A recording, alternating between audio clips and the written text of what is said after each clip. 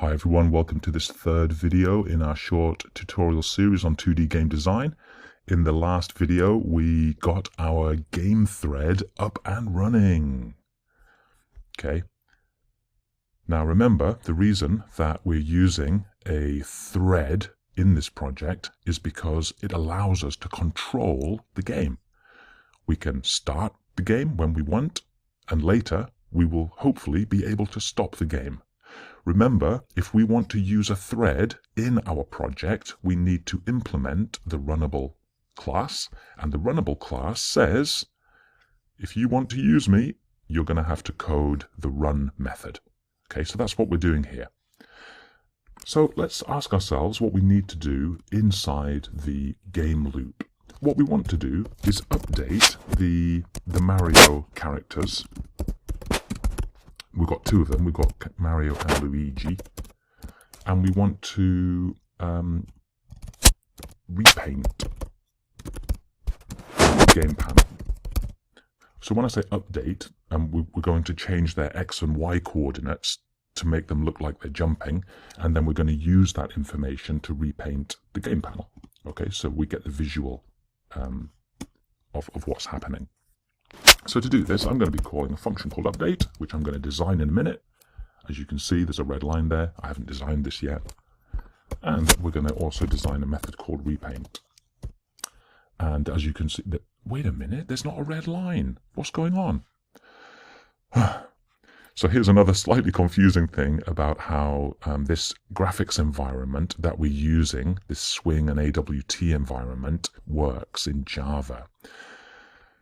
When we call the repaint method, this is actually kind of a built-in method. And when it's called, it automatically calls another method, which is so confusing.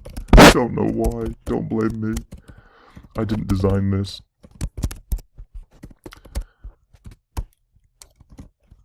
But when we call this built-in method, it automatically calls a method called paint component. Okay?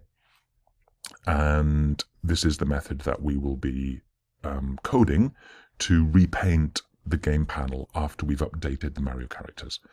That sounds confusing. I'm sorry about it. There's nothing I can do about it. The more you work with these 2D projects, the easier it will become to just accept this system of repainting a game panel. So let's design the update. This is not built in. This is my idea. Don't have to call it update. I could call it the U method. It doesn't matter what you call it. It's just a method that you're designing.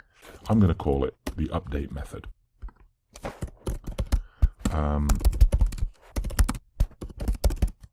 Remember, this is not a static method.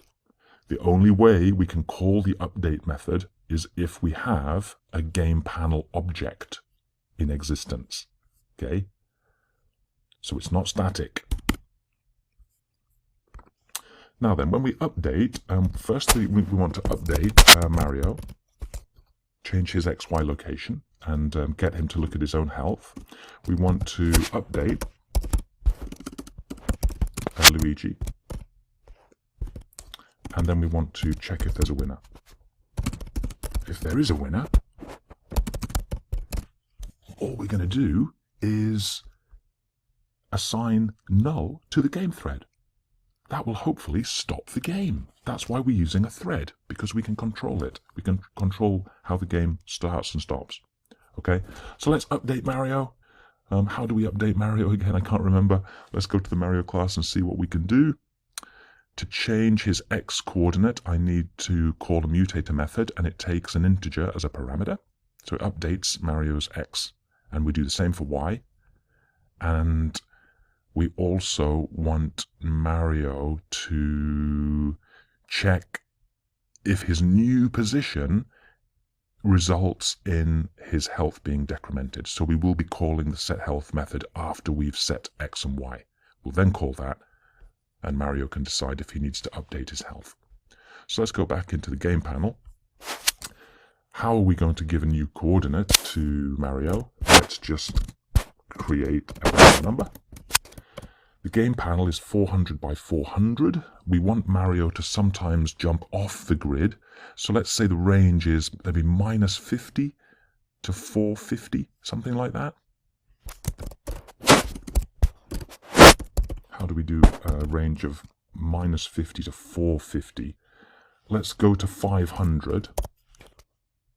And then let's take away 50 to offset it. That should give us a range of -50 to 450. And we'll do the same for Y.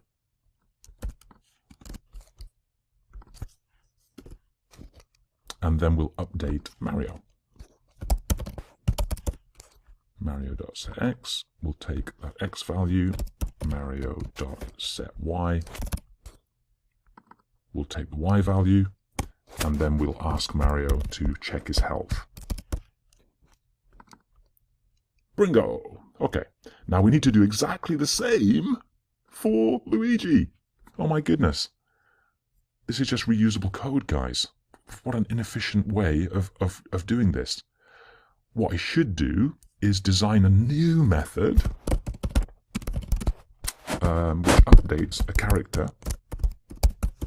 We send this method any of our Mario objects, and this method will take the object reference and do the updating.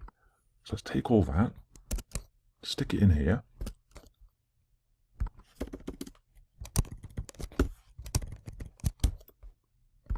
So this method processes Mario characters.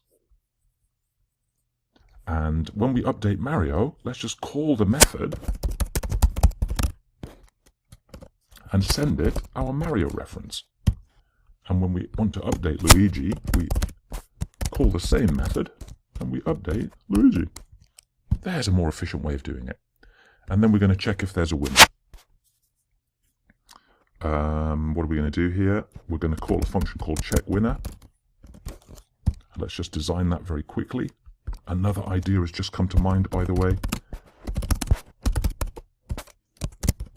All we do in the checkWinner function is if Mario.getHealth is 0 or Luigi.getHealth is 0. If either of those conditions are true, we're going to take our game thread and assign it a value of null. And let's just put a little message in. End of game. Wow, okay. Ooh. Ooh. So when we run the game, we update and we replay. We haven't coded this yet. We'll do that in the next video. When we update Mario, we update Luigi, and we check if there's a winner. If there is a winner, this should happen. Let's run this and see what's going on. Ooh, end of game. Yeah. That happened very quickly. Ooh, oh my goodness. I'll tell you what we'll do, just to see what's going on. When we update a character, in the Mario class, I've added a toString method, which returns all of the current values of a Mario's properties. Very useful method. Let's call that when we update the character. So after doing all this, we're going to call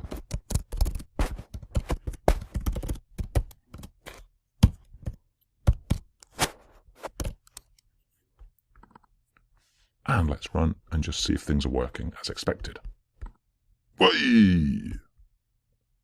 Let's just close the panel for a minute and see what we've got. Yay, it looks like it's working.